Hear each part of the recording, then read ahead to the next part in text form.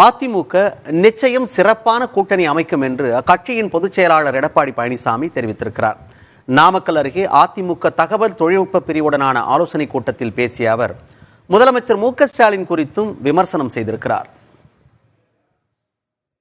திமுக தேசிய அளவிலே இந்திய கூட்டணி என்ற கூட்டணி அமைத்துக் கொண்டு எப்படியாவது ஆட்சியை கைப்பற்ற வேண்டும் என்று நினைத்தார்கள்.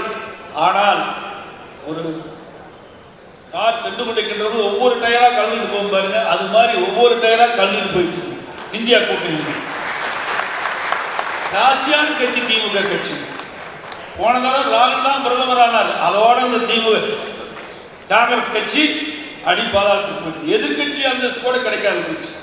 அப்படி ராசியான முதலமைச்சர் இன்றைய முதலமைச்சர் ஸ்டாலின்.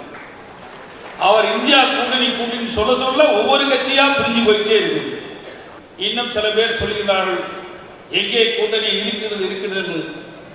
அனைத்து இந்திய அண்ணா திராவிட முன்னேற்ற கழகத்தை பொறுத்த வரைக்கும் பொறுத்திருந்து பாருங்கள், சிறப்பான கூட்டணி.